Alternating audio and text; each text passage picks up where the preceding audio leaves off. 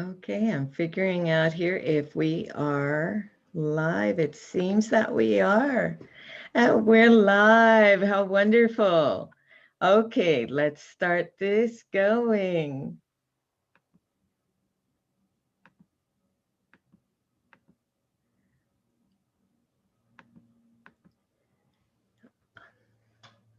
Good morning, good afternoon, and good evening, wherever you're tuning in from.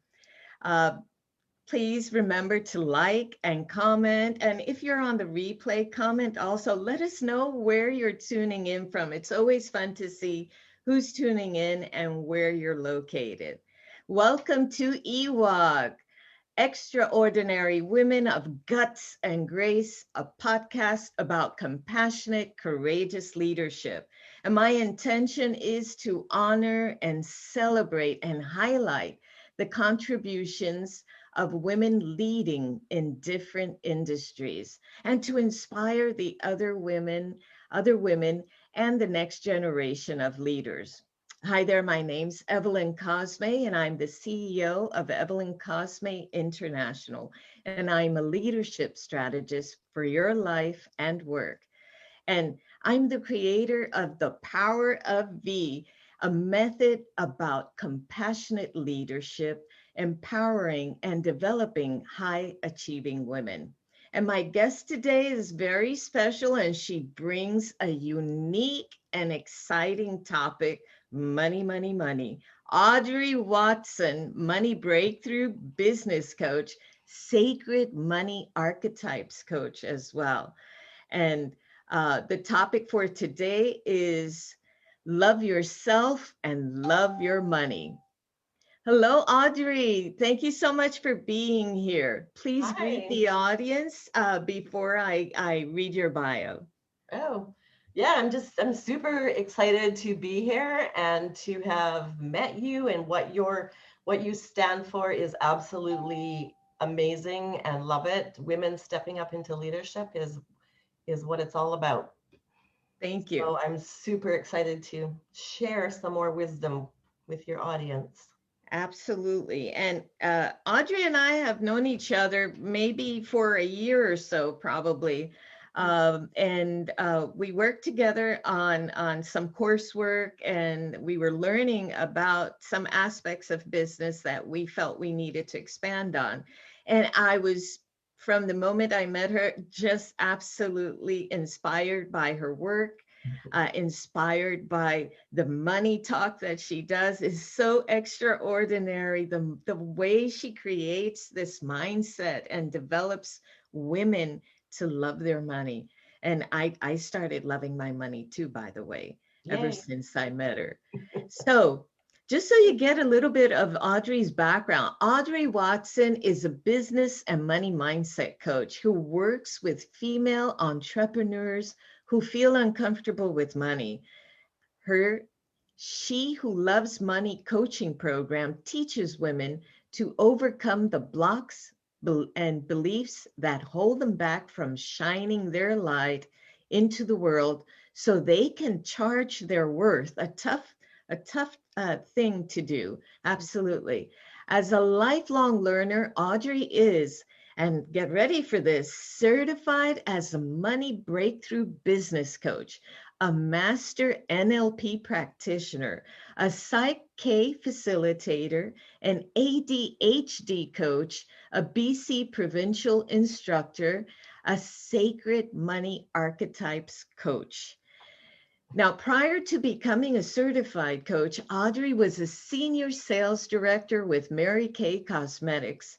During her 20 years with the company, she organized, taught, and spoke at live events, ran workshops, and regular weekly sales training sessions, teaching, training, and mentoring women to build their own successful businesses, gave her the foundation pieces that are so needed when building a business as an entrepreneur. Audrey loves to have fun and bring lightness to the topic of money, and that she does really well. That makes so many people want to bury their head in the sand, become what she calls a money ostrich, and we'll be talking more about that. She is a wife, a mom to 2 boys, and a doting grandma to 4 beautiful little girls. Now, that's a mouthful, Audrey. And I really appreciate all of the knowledge that you bring, being an NLP coach, certified coach, and all of the background that you have really creates a whole different perspective about the conversation regarding money, which is such a touchy subject, to tell you the truth. And I know that many women, maybe we start out in life not really having too much access to money or knowing about money when we're raised by our parents. And at some point, we do have to face the fact that we have to manage money and deal with it. And so it's a very hard thing. Now, when you were a young little girl, Audrey, share with us, what did little Audrey play with when she was a child? How does that connect to who you've become now? Is there anything in there from that history that connects you to talking about money and helping women with their businesses? Well, I don't remember playing with money. Paper money? Paper money. I don't remember a lot about childhood. What I do remember is a lot of sports related, like skating and music, piano, like outdoor things. But what I do remember is that my dad had the entrepreneurial spirit, and that he had something called Best of Milk. We lived in Calgary, and I remember that it was like a powdered milk, and that we had to deliver it to all of his customers. And there was a few other things that he also got involved in. So I probably got a little bit of my entrepreneurial spirit from there. But I think some of it, like even my very first job coming out of school, was a real lesson for me, because the fellow that I worked with hired another fella who was doing exactly the same job that I was doing, but he got a company car and I didn't.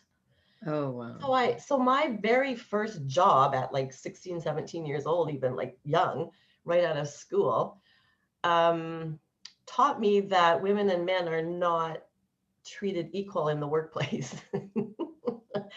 So it was an interesting lesson for me. And what was really funny about that time as well was I came to work one day, and there was a Playgirl calendar up in the coffee room. And there was like 3 fellas that worked there, and then there was myself. And I'm like, what is that calendar in the coffee room? That's not staying there. And I took it down. And then the next day, of course, the rebel in me brought a fireman's calendar. Right? He wasn't too happy about that. So anyways, as you can imagine, I didn't stay there very long. So it kind of taught me, I think, at quite a young age, that I really wanted to, just like you, I really wanted to work with women and empower women to be leaders. Thank you. And that, the rebel in me was like, I don't want to be told when to have coffee and when not. So entrepreneurship is me all the way.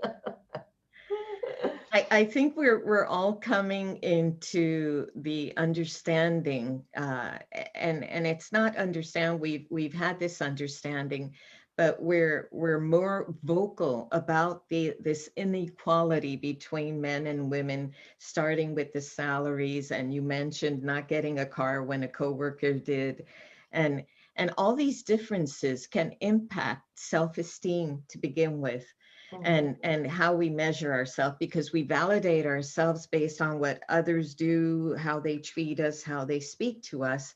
And if that young man, I don't know what his age was at that time, got the car and you didn't, what did that translate to you? How did that speak to you for that to happen? Yeah, and I didn't really think about it all that much, other than like, why we're doing the same job, why does he get a car and why don't I? Mean, I was young, I was like, I don't know, of course 18. It was like my first job, right? But it's always stuck in my mind that we were doing the same job, but he got a company car and I did not. So yeah, it's that definitely that feeling of, well, what did I do wrong, or what, why am I not worthy of that same Mhm. company car? So lots of times the topic of unworthiness and being validated of our worth from outside sources starts early on, probably. Oh and yeah. and and we can trace it to that in most cases. Now, what circumstance in your life, Audrey, inspired you or moved you to work with people regarding money, particularly? That's not an easy topic to deal with. People are very embarrassed and feel ashamed even if they don't have good credit, if they've made poor choices with their finances, and so on and so forth. Share with that. If what what what was it in your life that set you on this course? Yeah, there's a lot of shame, blame, and guilt around money. And it is absolutely the big elephant in the room. Nobody ever wants to talk about money. So I think what started me was that after I left that job that I did not know I knew did not want to be there. And my kids were born, and I didn't want to do the 9 to 5 work. I didn't know quite what I was doing, but I was introduced to, like we talked about in the beginning of my bio, to Mary Kay Cosmetics. And what was interesting was that Mary Kay founded that business because she wanted women to have unlimited opportunities. And she founded the company back in 1963, where we were only making 50 cents on the dollar compared to men, right? Wow. And so it was through that journey in Mary Kay that I loved. I loved the teaching and the training and all that. But what I noticed was that a lot of women would come and go from the business. And a lot of it was because they weren't making the money that they thought that they were going to make. Mhm. And I know that, like, even for myself, I loved the teaching and I loved the training and the mentoring. I was a senior sales director. I was, like top 2% of the company, and I was making good money, but I was also spending money. At the time, I didn't know what that meant. I was just having a good time, right? But it came to the point where I knew that there was something more for me, and that I didn't know quite what it was, but I wanted to go and find that thing. However, my ego, and this, people can probably relate to this, is that my ego kept me there even longer than what I knew that I should have been, because I wasn't doing the work. I wasn't walking my talk. So, but I was a senior sales director. How can I stop? How can I quit the business? Right. My husband was really proud of me. And so I eventually got to a point where I was actually buying my position, because I didn't want to do the work, but I didn't want to leave either. Oh, wow. And I ran out of money, and I created debt for myself. And so at that time, my mantra was kind of like, oh, I suck at money. Like, what a horrible mantra to have. Not a good one. It's not a good one at all. So I kind of thought, okay, I stepped down from the business, and I'm like, well, what am I going to do next? And I looked at the fact that I loved the teaching and the training and working with women. And so why not, look at the coaching, and what better to coach on is what I need to learn more best myself, right? Because I like to do the work alongside my people as well, right? Because we all can learn more. So that's how that's how I became a money coach, was that I just felt like I needed to do the work for myself. And I saw women in the business themselves as well needing help.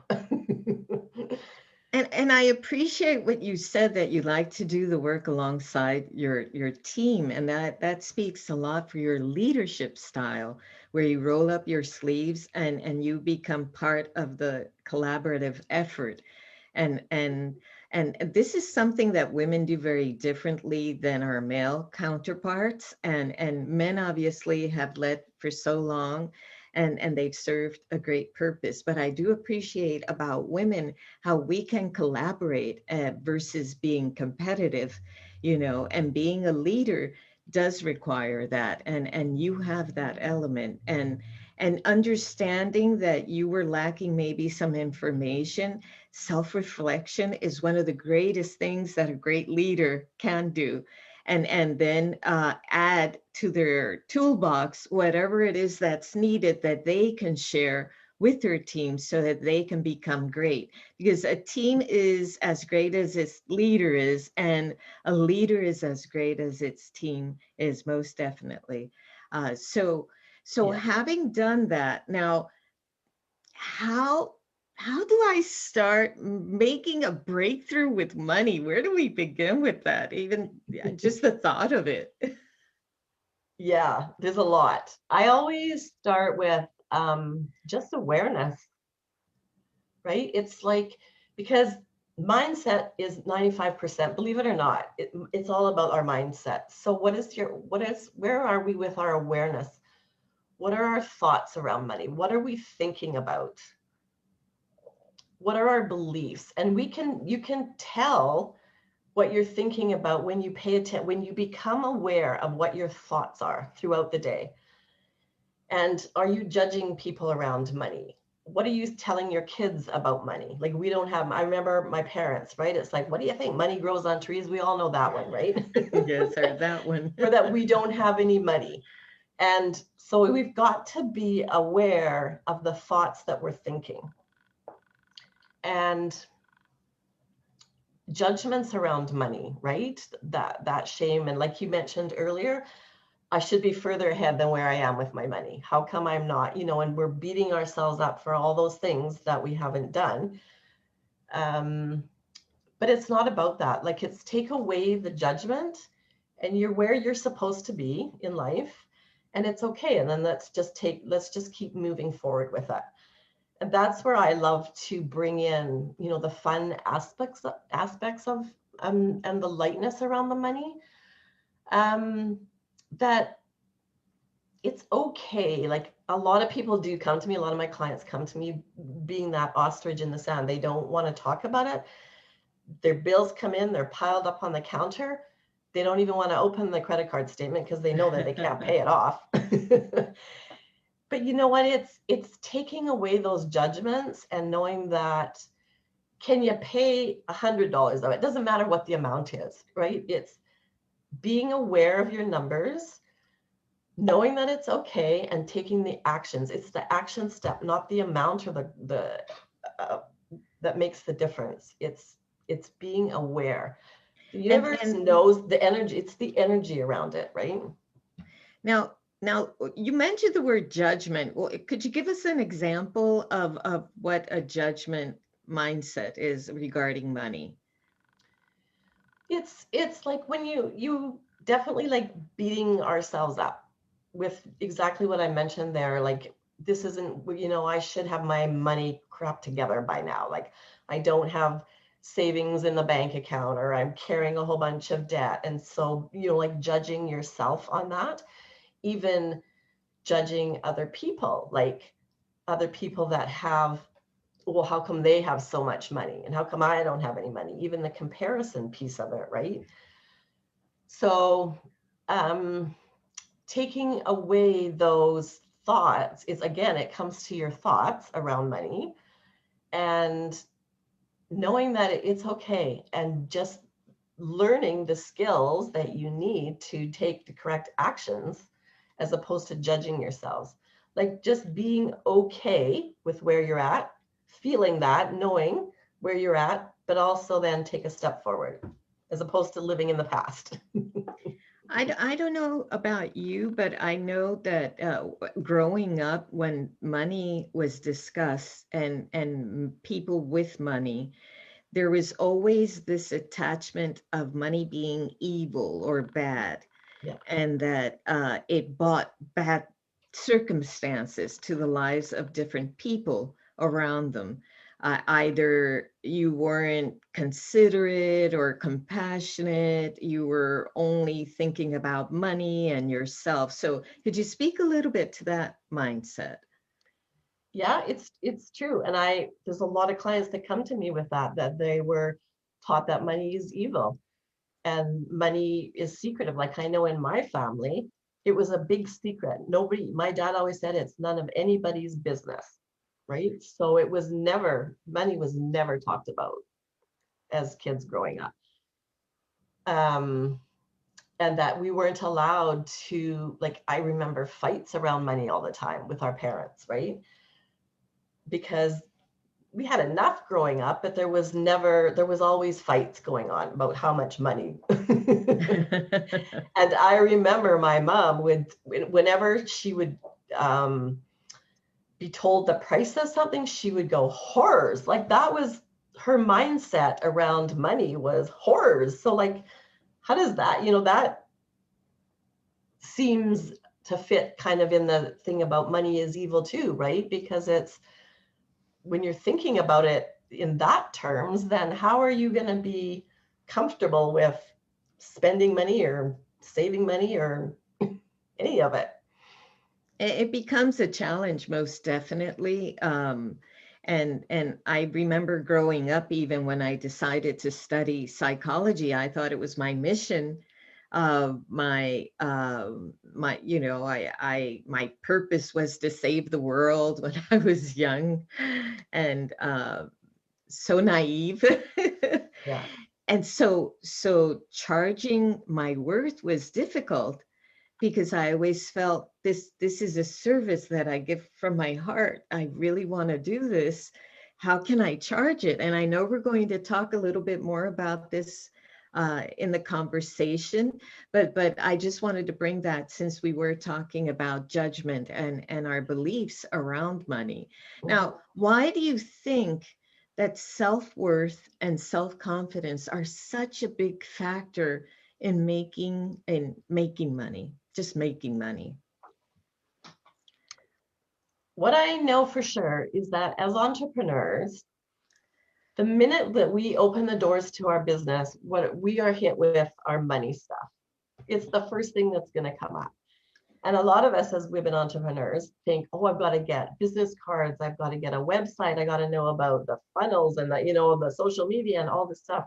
If we don't have a strong foundation with our money, it's going to come up. And that's what I've noticed is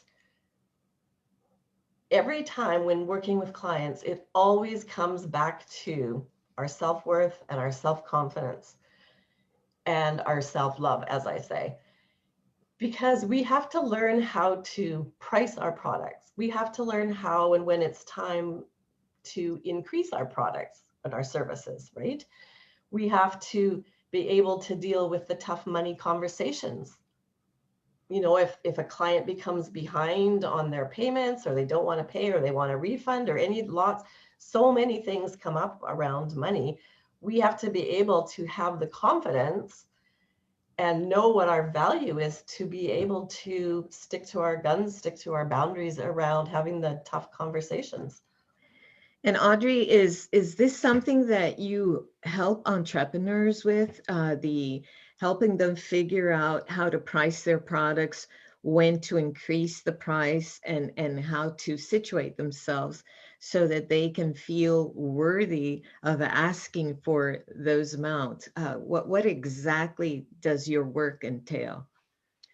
Yeah, we go through, there's a lot of different exercises and different levels, especially when we're dealing with money, right? So there's a lot of peeling back the layers, as they say. So we do start a lot with forgiveness around money, and looking at all those limiting beliefs that come up that we've gotten a lot of times from our parents, unconscious beliefs that we don't even know that are there, which is what I ended up, I could actually tell you a little bit about that, was that what I've learned through my own work and doing all of the steps was that divorce equaled success. That was an unconscious belief of mine. And the way that divorce equals success? I know, it sounds so silly now, and I had no idea. But what happened was, when I first started in Mary Kay, I wanted to be the big, they call it the national sales directors. They were the big ones that were up on the stage and doing the teaching and the training and they were like the top level of the company. And I always saw myself as that. I am going to be that person up there on the stage doing all the talking. And they were beautifully dressed, and you could just so much success that you could see, right? And probably, I don't know, about a year in, probably maybe not even that, we were at a conference, and I'm hearing kind of through the grapevine that this one is in divorce and that one's getting a divorce. And oh, so-and-so, did you hear so-and-so? She's having a divorce. And I was like, what? And so like I wasn't, it was like, oh, well, whatever, you carry on with with life. But what I didn't know was that I picked up as an unconscious belief that success equals divorce. Wow. And so I kept myself small, because if that's where when I was saying previously that I made lots of money, but I spend lots of money. Spent lots of it too, right? So if I spent the money, if we didn't have a lot of money, then we couldn't afford to get a divorce. That's how unconscious. That's how unconscious beliefs. Oh my goodness. Can take over and keep us small. Like, it was crazy. Like, when I hear myself or somebody else say that now, I'm like, what? How crazy is that? But you can see, right, where I was like looking at all of these women as being my mentors and how beautiful and how successful they were. And then I find out they're all getting divorced. So I took that as a belief as being true. It's so not. Of course not. And it can be true for some people. Absolutely. After getting a divorce, they find themselves and they're able to turn their lives around and live happier and do the things that make them feel happy. Now, did you see any kind of pattern with these marriages that were breaking down and these women were so successful? No, I didn't at the time. Like, because a lot of them, like, it was women from around the world. So it wasn't people that I knew, like, kind of locally. Okay. So I didn't see any of the patterns. And of course, I have no history. I don't know if they had good marriages or bad marriages to begin with, right? Okay. So I didn't have that history. But it's just an example of, when we are keeping ourselves small, when we're taking on other people's beliefs, of how that can affect us, and we don't even realize it. And there could be some explanation, and when there's a difference of income in a partnership, a marriage, for instance, or a couple, that can bring a bit of discomfort on part of the other partner, and then feelings of inadequacy or not feeling able to step up to the plate like their counterpart, like that woman who is so successful in Mary Kay, for instance. And so that could be a conversation for a whole other day. But now, these women, when they were successful, what did you learn from them that you still use today? Yeah, I learned a lot. It was all about the public speaking, the mentoring that they did, and how we can empower ourselves, right? And how, like we talked about earlier, was like as a team. Like, I so learned so much in the business about working as a team and empowering women and the leadership. And we brought each other up along the way, which is what I love to do with my clients too. Like, it's all about working together as a team. That's wonderful. Pulling ourselves and each other up. Yeah. And I think that the model that Mary Kay used and uses currently, I know wonderful people that are in Mary Kay currently, and they've done amazing things with their lives. They've prospered, and they have abundance, and they've done things that otherwise they may not have ever considered doing, in leadership particularly. So I do appreciate that Mary Kay and other programs like Mary Kay, although may not be promoting cosmetics, it does promote, however, the idea of uplifting yourself, and like you said, uplifting each other and working together. The trainings are extraordinary, many of them. Yeah. I've been a speaker for Mary Kay once. Oh, For wow. instance, I remember I Yeah. was invited to one of their trainings, and I was a guest speaker one time. So it's a fantastic program. And I've seen a lot of people move out of Mary Kay, bringing so much to whatever new project they're working on. And in your Yeah. case, you've been able to take all of that, which is the smart thing to do. Take the good and leave whatever it doesn't work for you behind. Yeah. Now, I love archetypes, and I'm going to segue into this right now because this is a really fun, exciting topic. So far, we've talked about your leadership style, about wanting to help other people, and why you got into the field of helping people with their money because you needed to learn it for yourself, and you decided to share that with others, which is wonderful, and to help people build their businesses based on changing their mindset. Now, as an archetype coach, sacred money archetype coach, I remember archetypes. I studied psychology, so I remember way back when we studied archetypes, and that was it. I would use it in my own practice with clients. But then something happened, and the business world took over the archetypes and started using archetypes for marketing, for branding. And I had no idea it was being used for money mindset and that whole a type of idea of changing someone's mindset. So talk to me how archetypes comes into play at all into the money mindset. Mm. The one thing that I learned a lot right from the beginning of time when I first started my money coach training was how you do money is how you do everything. Mm.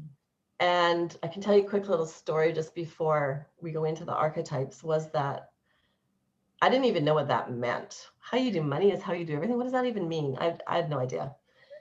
So, our training kind of continues, and I was getting ready one morning, and I'm looking in my closet, and I remember thinking to myself, this closet is a mess. And it was right then and there that I went, oh, now I get it. My closet's a mess. Oh, and my money's a mess. Oh, wow. So the whole, like how you do money is how you do everything we really want to look at our whole entire life and all areas of our life, which is what the archetypes help us to do, is that, you can look at your relationships, you can look at health, you can look at all areas of our life will help you to look at the money situation too. So how is your relationship with money? How is your relationships in other parts of your life? You're going to find something in there that is comes together, and you can see where, oh, if I clean this area up, I'm going to clean this area up as well too. So even just going back to my closet, I'm like, I got to clean this up. So it starts with things that's so simple as that, as cleaning out maybe a drawer, cleaning out the closet, organizing the garage. It totally is. It's as simple as that. Like when you asked me the question about the breakthrough, how do I have a breakthrough with money? That is a simple little part where you can start. And even in our office, cleaning off our desk, cleaning out the drawers, it makes room for money. We're making room for it. Ooh, I like that. Room for money. Yeah, bring it in. Yes, bring it in. Because how can you have, this great relationship with your money when there's clutter all around you? Mm-hmm. So we've got to clean up the clutter, and it helps with our money situation as well. How about people? You mentioned that the bills come in and people don't even open them up, and they keep piling up, and then things get so out of hand. Are you able to help people to deal with all these habits that aren't conducive to making money and letting that flow come in? Absolutely, yeah. That's where I start with them with I call them the money breakthrough, which is let's look at your environment.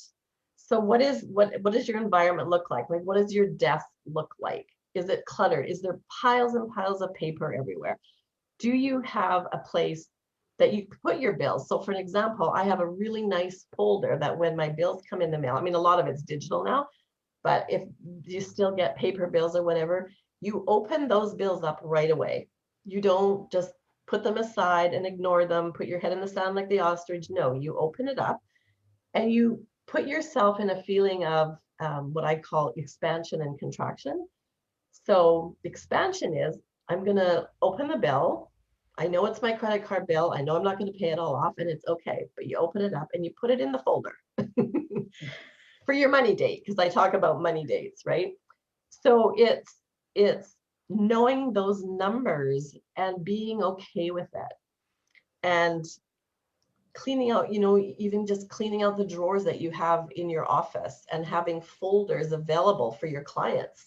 So if you want to have, like, say, 3 new clients, do you have 3 beautiful folders set up in there? Like if it's something that you would use, if you put notes or anything in there, that kind of thing. There's lots of ways that we can, and also another way to clean things up and any drama around money is, do you owe people money or do people owe you money?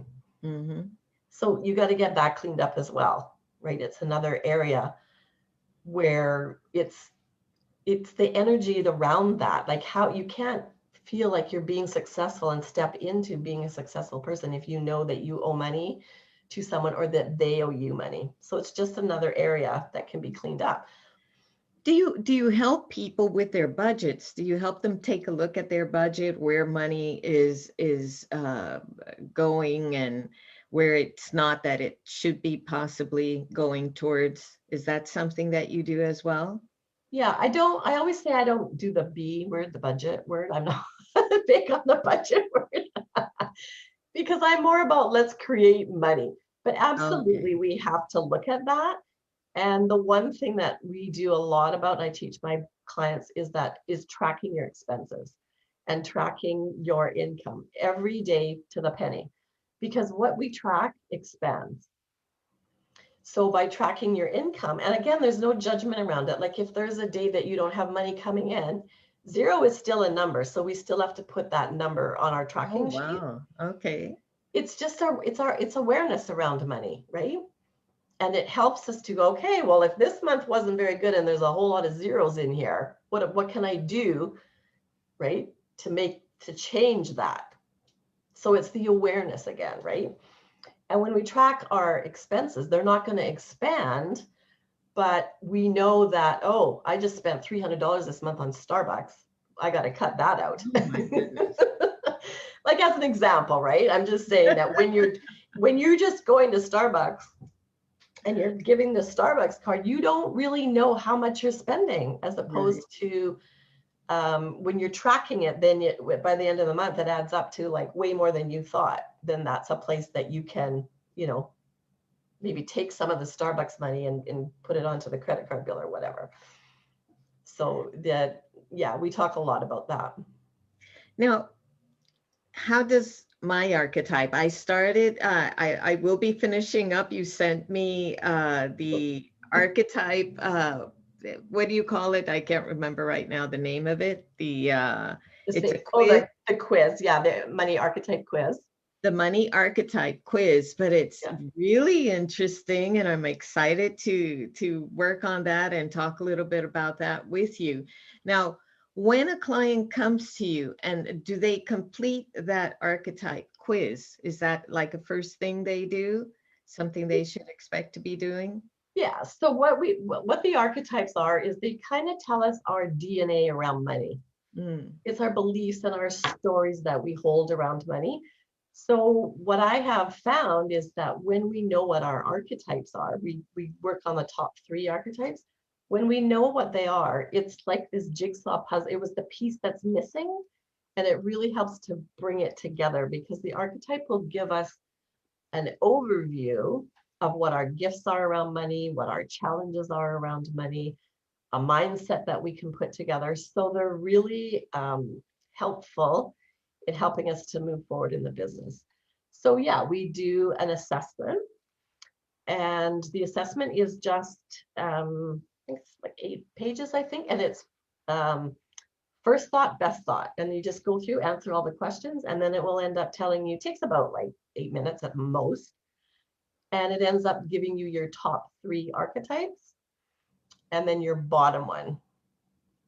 Because the bottom archetype is one that we're not even going to know. Mine was accumulator, which is an accumulator is kind of in a nutshell, it's the person who doesn't want to spend any money. They're going to save everything that they can. They're going to go across town to save 10 cents, right? So they're accumulating their money, where I was completely the opposite, right? And so, but when I step into that archetype, I'm going to learn and I'm going to balance out how I can save money as well as spend money. Wow.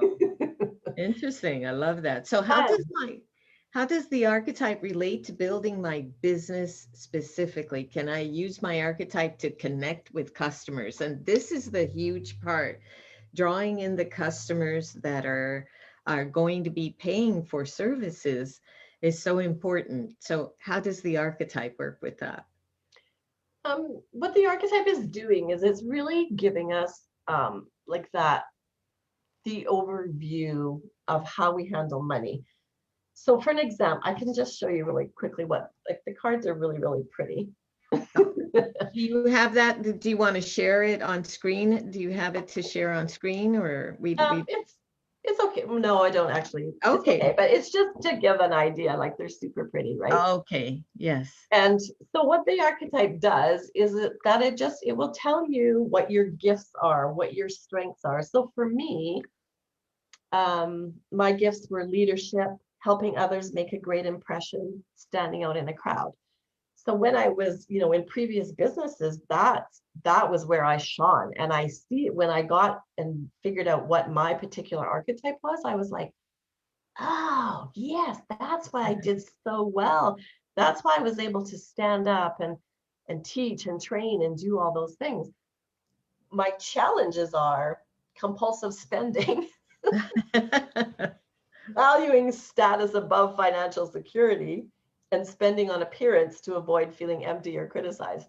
So I totally see in my past how my gifts have helped me in my business and where I am and help other women. But I also, where I was spending a lot of money, it has taught me that I don't need to spend money to be loved. That's basically what my archetype has taught me, was that I can be loved for who I am. I don't have to spend money to do it. That's huge. Yeah, it's big. And I remember a lot of times I would have people come over to the house, like friends of ours, they would be coming to the house for dinner or just for whatever. And I'd have to run out to the store and buy like fresh flowers or a new pillow or, like something. And it was always about making that impression, which my archetype says that was me. So it was really fun to find out the archetype, but it's like, I don't have to do that. Right. And so when it comes to business, it really shows us our strengths and our weaknesses and how we can work in our business. Like for me, being the celebrity, visibility is where I'm going to shine, right? So stepping out and being visible. So doing the podcasts, doing speaking from stage and whatever, when we're able to. Hopefully again soon. Yeah. And then but it also did show me my strengths. So it's or my weaknesses. So it's like balancing it out to make sure that I'm not working from the shadow side. Okay. So then does that mean that the archetype, besides telling you what the characteristics are, it does give you the positive aspect of that archetype? Like how to counteract the shadow side, as you called it. Yeah. And it really helps us to step into our how we can make decisions better, right? Where we can make our be stronger with our boundaries, stepping into our confidence and our self-worth and our self-love, like knowing the strengths and the weaknesses of our archetype to take it down to a deeper level. It's like being able to make the decisions better decisions for myself. Like for an example, where I was doing the compulsive spending, now it's like stop and be, I mean, I'm not doing it now, but back before, because I've learned, right? I was never making any kind of a decision before I would spend money. So I learned to stop and say, okay, why am I spending this money? What is the reason for it? And do I need to be spending the money for that? So it really helps us to, I guess, comes back to the awareness and making decisions much easier in our business as to what works and what doesn't work. And building a business, now that many of us have been pivoting or trying to pivot online and create a business online through social media, it does require some expenses, although you can do some things for free. But in general, you do have to spend some money, whether it's on a mic, whether it's a ring light, etc., and different things to make things seem and appear more professional. And I would imagine that knowing the archetype helps you even to make these business decisions as well, because you become more secure in your decision-making process, following a method, apparently, that you provide.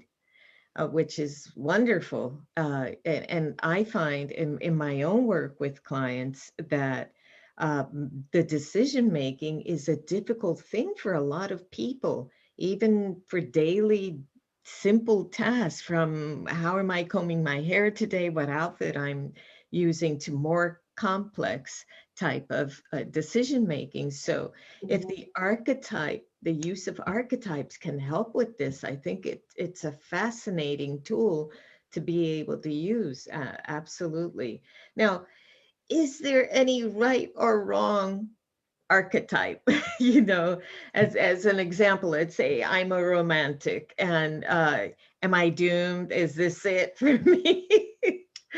Well, it is really funny, because when I first did the assessment, I was a celebrity and a romantic. Those were my two. And both of them, when you look at the front of them with their gifts, and or their challenges, I should say, was like, even with the celebrity, where it was compulsive spending, the romantic was flamboyant spending. And yes, I looked at my two archetypes, my two top ones, and I'm like, I'm doomed. That's it. I'm totally doomed. Because those were I had the challenges on both of them. But it's absolutely not true. All of the archetypes, you can make and earn money and be very successful in your business with all of the archetypes. It does not matter which ones you are.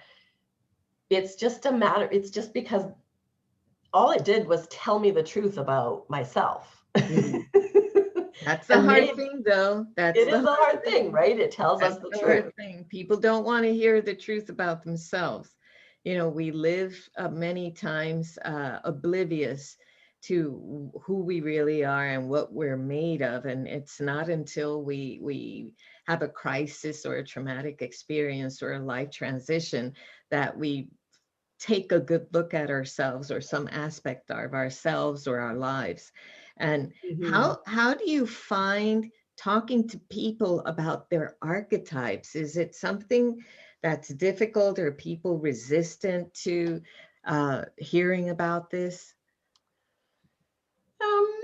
Sometimes, like on the card, there is a list of you are a celebrity if you, and then there's like maybe 10 things that are listed on there. And a lot of times we'll look at it and we'll go, well, that's not me. Well, that's not me. But that's the piece of us that's in denial. And not everything on the card is going to be exactly what you are. But a lot of it is when you take a deeper look, when you really think about it, it's like, oh yeah, there's probably pieces of me that is me, right? So we do have a little bit of a denial side, which goes, really comes back to our ostrich about not, hiding and burying our head in the sand and not wanting to know what's going on. So when we're able to take a look at all those things and really go, oh, okay, yeah, that might be an area that I need to clean up in my life or my business, it's empowering, really empowering. Yes, absolutely.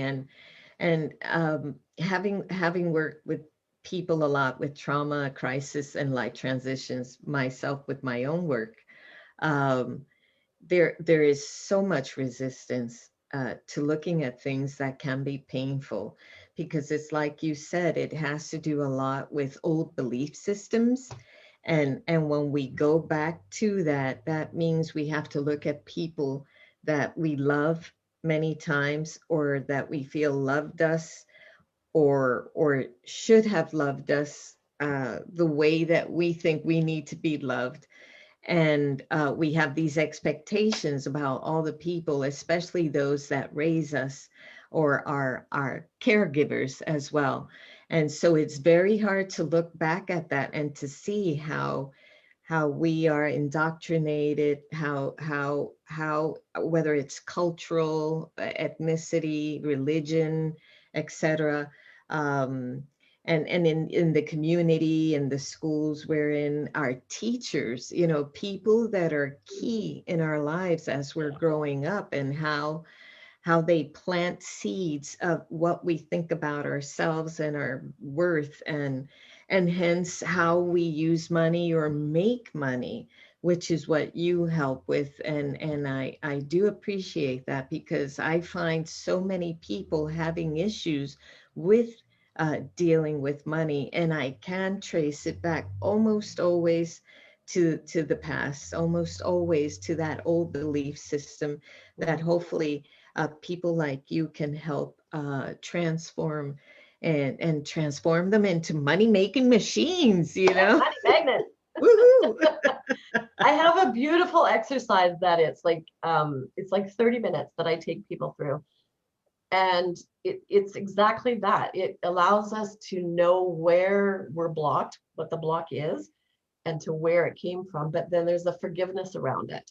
And Mm. it's amazing how in like 30 minutes I can do a session with somebody and it's like, oh, that's where that comes from.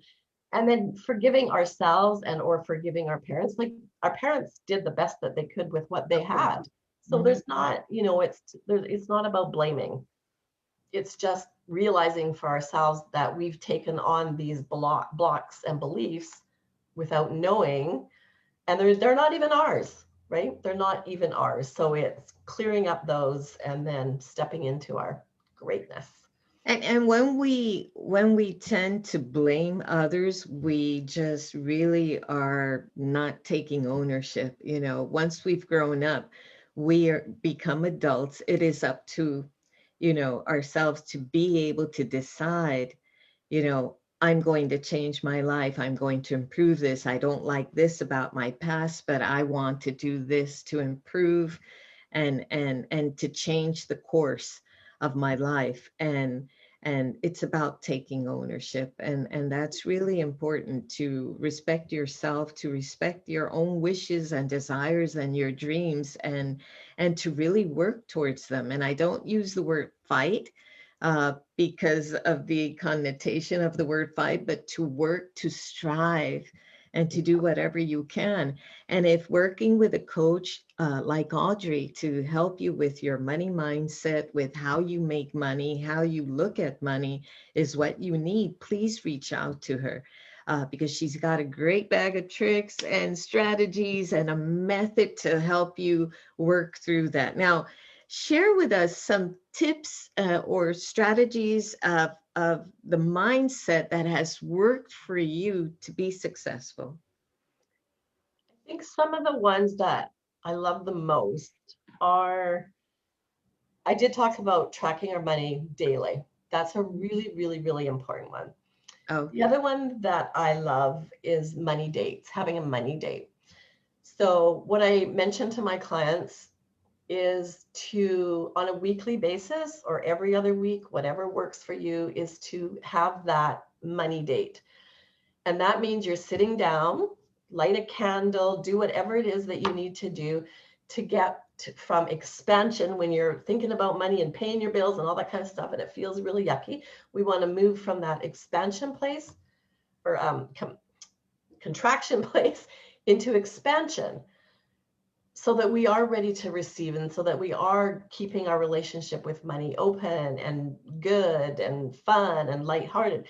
So have that money date, light a candle, play some music, pay, that's how you want to pay your bills when you're in a place of expansion, not coming from a place of contraction. And just bless the money when it goes out. And if you can only pay $10 on one of your bills, it's okay. It's not the amount. It's the action step that you're taking and doing it with love. So really just, having those rituals around money. Like you can see a little bit of my table back there. That's my money altar that I have back there. So I'll sit there, and that's where I'll, just think about and send love to my money. And that's where I I have my love that money date. idea. The money date. Money That's date. lovely. And it's almost like giving money a place in your life of Mhm. importance, in terms, not that it's the most important thing, but it does have a level of importance, and you are to engage with it and interact with it Yeah. like you would with any other thing in your life. And that's a wonderful idea. And it alleviates a lot of the pressure, probably just sitting down Oh, with a yeah. cup of tea. In my case, I'm a tea drinker, and just maybe listening to music and paying bills. Now, one thing I've heard a lot people say, oh my God, I got my paycheck, or I got money and I had to pay all my bills. And I remember what I said to one client one day. I said, isn't it wonderful you had the money to pay the bills, Absolutely. Yeah. So, Yeah. so it really depends on how you perceive money and how you manage it. And now, mention, Audrey, how people can contact you at this point if they're interested in working with you or getting to know you more, to determine whether they're ready to change that money mindset and make some money. Yes, become a money magnet. The most fun and lighthearted thing that I do around money is the archetypes, and that's what people love about my work and me and myself, is that they say, Audrey, you make money fun. That's what they love. And so that's a great starting place, is just if you send me a quick little email at audrey@shewholovesmoney.com and just put archetype in the subject line, I will be more than happy to send you the quiz. You can do the quiz, and then we will get together and just have a 15-20 minute little chat, and I'll tell you all about your archetypes and give you a personal reading on it. How And it's wonderful. really fun, and it's a great way to start your money breakthrough. I'm excited to finish mine, and I will be contacting you for that. And so I'll be posting that information in the comments below the video today. So if you didn't catch that, ladies and gentlemen, don't worry, because I'll be posting it right below the video today. Now, now that we're coming to an end, sadly, because we could talk a lot about money and Oh, how to make forever. money, but of course we don't want to give your whole program away. And so, but what we'll do is that I'll ask you right now for some final words of wisdom regarding money. Oh, words of wisdom. One thing that I love is just remember that you really do want to have a relationship with money, and you want it to be a loving relationship with money. So really be careful about your vocabulary and what you say about money and how you talk about it. Those are the biggest things. And the other thing maybe that I would like to say is that if a client were to just pop into your office today without you even knowing, what would be their first impression? What would it tell them about you. So are you thinking about yourself as a $1 million business owner, or 100, we know whatever the amount, the money amount is, 100,000, whatever it is. And is that what you're stepping into? And is that how you are believing yourself to be? So what is the first impression that a client would get if they accidentally just popped in on you? So it's a good way to kind of look at yourself and how you present yourself and what's your environment, because how you do money is how you do everything. That is true. And I realize that I've had to do a lot of money work myself. And you're so right about that. Coming from a background of psychology and thinking that my services were a mission, it was very hard to me to figure out how to charge for my services. And I've had to work really hard. And I think there's so much more work I can do with that. So we'll definitely be talking more about that, you and I. But I think anyone who's in business or in life, but particularly you work with women in business, correct? Yeah, Is that yeah, female entrepreneurs, yeah.